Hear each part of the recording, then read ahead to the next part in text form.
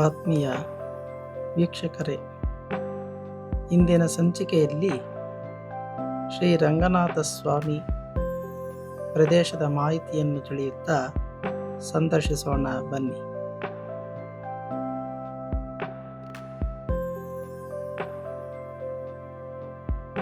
ಚಿಕ್ಕಬಳ್ಳಾಪುರ ಜಿಲ್ಲೆಯ ಇತಿಹಾಸ ಮತ್ತು ಸಾಂಸ್ಕೃತಿಕ ಪರಂಪರೆಯಲ್ಲಿ ರಂಗಸ್ಥಳ ಅತ್ಯಂತ ಪ್ರಮುಖವಾದ ಮತ್ತು ಪವಿತ್ರವಾದ ಸ್ಥಳವಾಗಿದೆ.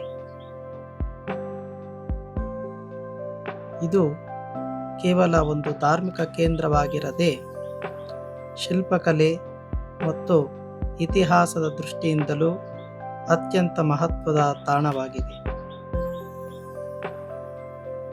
ಇತಿಹಾಸ ಹಿನ್ನೆಲೆ: ರಂಗಸ್ಥಳವು ಚಿಕ್ಕಬಳ್ಳಾಪುರ ನಗರದಿಂದ ಸುಮಾರು 5-6 ಕಿಲೋಮೀಟರ್ ದೂರದಲ್ಲಿದೆ.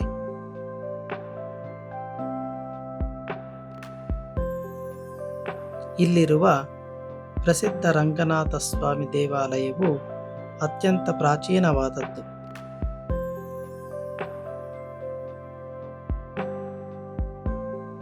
ಹೊಯ್ಸಳ ಮತ್ತು ವಿಜಯನಗರ ಶೈಲಿ. ಈ ದೇವಾಲಯದ ಮೂಲ ರಚನೆಯು ಹೊಯ್ಸಳರ ಕಾಲದಲ್ಲಿ ಪ್ರಾರಂಭವಾಗಿದೆ. ನಂತರ ವಿಜಯನಗರದ ಅರಸರು ಮತ್ತು ಸ್ಥಳೀಯ ಪಾಳೆಗಾರರಿಂದ ಜೀರ್ಣೋದ್ಧಾರಗೊಂಡು ವಿಸ್ತರಿಸಲ್ಪಟ್ಟಿತು ಎಂದು ಇತಿಹಾಸಕಾರರು ಗುರುತಿಸಿದ್ದಾರೆ. ಸ್ಥಳ ಪುರಾಣ. ಪುರಾಣದ ಹಿನ್ನೆಲೆಯ ಪ್ರಕಾರ ಶ್ರೀರಾಮನ ಪಟ್ಟಾಭಿಷೇಕದ ಸಮಯದಲ್ಲಿ ಲಂಕಾಧಿಪತಿ ವಿಭೀಷಣನಿಗೆ ಶ್ರೀರಂಗನಾಥ ವಿಗ್ರಹವನ್ನು ಉಡುಗೊರೆಯಾಗಿ ನೀಡಲಾಯಿತು.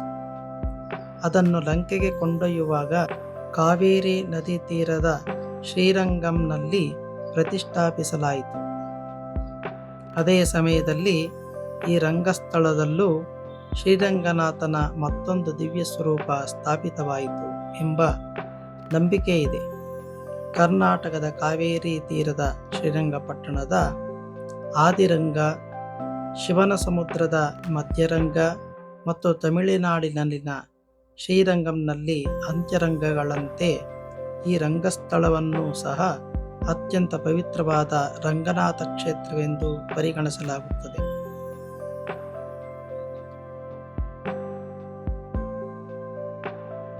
ದೇವಾಲಯದ ವೈಶಿಷ್ಟ್ಯ, ವಿವರಣೆ ಮತ್ತು ಶಿಲ್ಪಕಲೆ. ರಂಗಸ್ಥಳದ ಮುಖ್ಯ ಆಕರ್ಷಣೆಯಲ್ಲಿ ವಿಶಿಷ್ಟವಾದ ವಾಸ್ತುಶಿಲ್ಪ ಮತ್ತು ಗರ್ಭಗುಡಿಯ ವಿನ್ಯಾಸವಾಗಿದೆ.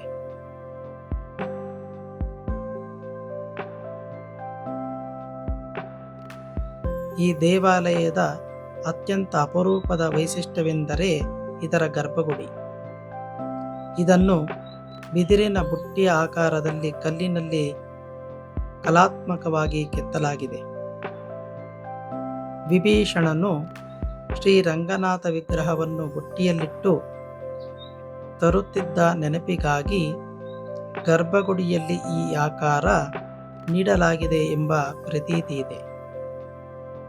ಶ್ರೀರಂಗನಾಥ ಸ್ವಾಮಿಯ ದಿವ್ಯಮೂರ್ತಿ. ಗರ್ಭಗುಡಿಯಲ್ಲಿ ಆದಿಶೇಷನ ಸುರುಳಿಯ ಮೇಲೆ ಶಯನ ಮುದ್ರೆಯಲ್ಲಿ ಇದ್ದಾನೆ. ಸ್ವಾಮಿಯ ಮೂರ್ತಿಯು ಸುಮಾರು 4.5 ಅಡಿ ಉದ್ದವಿದ್ದು ಅತ್ಯಂತ ಸುಂದರವಾದ ಕಪ್ಪು ಶಿಲೆಯಲ್ಲಿ ಕೆತ್ತಲ್ಪಟ್ಟಿದೆ. ಆದಿಶೇಷನ 5 ಹೆಡೆಗಳು ಸ್ವಾಮಿಗೆ ಛತ್ತರಿಯಂತೆ ನೆರಳು ನೀಡುತ್ತಿವೆ. ಸ್ವಾಮಿಯ ಪಾದದ ಬಳಿ ಶ್ರೀದೇವಿ ಮತ್ತು ಭೂದೇವಿಯರ ಮೂರ್ತಿಗಳಿವೆ. ದೇವಾಲಯದ ಪ್ರಾಂಗಣದಲ್ಲಿ ಸುಂದರವಾದ ಕಲ್ಲಿನ ಕೆತ್ತನೆಗಳು, ನವರಂಗದ ಕಂಬಗಳು, ಮುಖಮಂಟಪವು ವಿಜಯನಗರ ಸಾಮ್ರಾಜ್ಯದ ಶಿಲ್ಪಕಲಾ ವೈಭವವನ್ನು ನೆನಪಿಸುತ್ತದೆ. ದೇವಾಲಯದ ಪ್ರವೇಶ ದ್ವಾರದಲ್ಲಿರುವ ಗೋಪುರವು ಸುಂದರವಾದ ಶಿಲ್ಪಗಳಿಂದ ಕಂಗೊಳಿಸುತ್ತದೆ. ಧಾರ್ಮಿಕ ಮತ್ತು ಸಾಂಪ್ರದಾಯಿಕ ಮಹತ್ವ. ಮಕರ ಸಂಕ್ರಾಂತಿ ಉತ್ಸವ.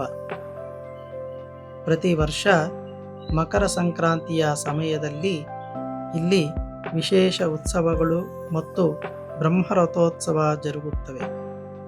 ಈ ಸಮಯದಲ್ಲಿ ಸಾವಿರಾರು ಭಕ್ತರು ಸ್ವಾಮಿಯ ದರ್ಶನಕ್ಕೆ ಬರುತ್ತಾರೆ. ಪ್ರವಾಸೋದ್ಯಮ. ಚಿಕ್ಕಬಳ್ಳಾಪುರಕ್ಕೆ ಬರುವ ಪ್ರವಾಸಿಗರು ಪ್ರಸಿದ್ಧ ನಂದಿ ಬೆಟ್ಟಕ್ಕೆ ಭೇಟಿ ನೀಡುವ ಜೊತೆಗೆ ರಂಗಸ್ಥಳದ ಈ ಇತಿಹಾಸ ದೇವಾಲಯಕ್ಕೂ ಭೇಟಿ ನೀಡುತ್ತಾರೆ.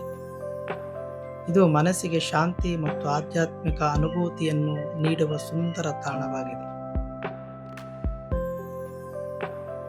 ನೀವು ಇತಿಹಾಸ, ವಾಸ್ತುಶಿಲ್ಪ ಮತ್ತು ಆಧ್ಯಾತ್ಮದಲ್ಲಿ ಆಸಕ್ತಿ ಹೊಂದಿದವರಾಗಿದ್ದರೆ ಚಿಕ್ಕಬಳ್ಳಾಪುರ ಜಿಲ್ಲೆಯ ಭೇಟಿಯ ಸಮಯದಲ್ಲಿ ರಂಗಸ್ಥಳವನ್ನು ತಪ್ಪಿಸಿಕೊಳ್ಳಬಾರದಾದ ಪ್ರಮುಖ ಸ್ಥಳವಾಗಿದೆ. ಭೇಟಿ ನೀಡಲು ಮಾಹಿತಿ. ರಂಗಸ್ಥಳವು ಬೆಂಗಳೂರಿನಿಂದ 69 ಕಿಲೋಮೀಟರ್ ಮತ್ತು ಚಿಕ್ಕಬಳ್ಳಾಪುರ ಬಸ್ ನಿಲ್ದಾಣದಿಂದ 5 ಕಿಲೋಮೀಟರ್ ದೂರದಲ್ಲಿದೆ. ಭೇಟಿ ನೀಡಲು ಸಮಯ ಬೆಳಗ್ಗೆ 6ರಿಂದ ರಾತ್ರಿ 7:30 ಒಳಗೆ ದೇವಾಲಯ ಪ್ರವೇಶವಿರುತ್ತದೆ.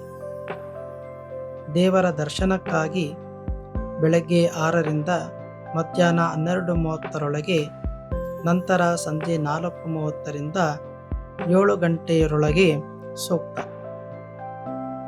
ವೀಕ್ಷಕರೇ, ವಿಡಿಯೋದಲ್ಲಿನ ಮಾಹಿತಿ ಇಷ್ಟವಾದಲ್ಲಿ ಚಾನಲ್ನನ್ನು ಸಬ್ಸ್ಕ್ರೈಬ್ ಮಾಡಿಕೊಂಡು ಬೆಲ್ ಐಕಾನನ್ನು ಒತ್ತಿ, ಲೈಕ್ ಮಾಡಿ ಮತ್ತು ಇತರರೊಂದಿಗೆ ಹಂಚಿಕೊಳ್ಳಿ.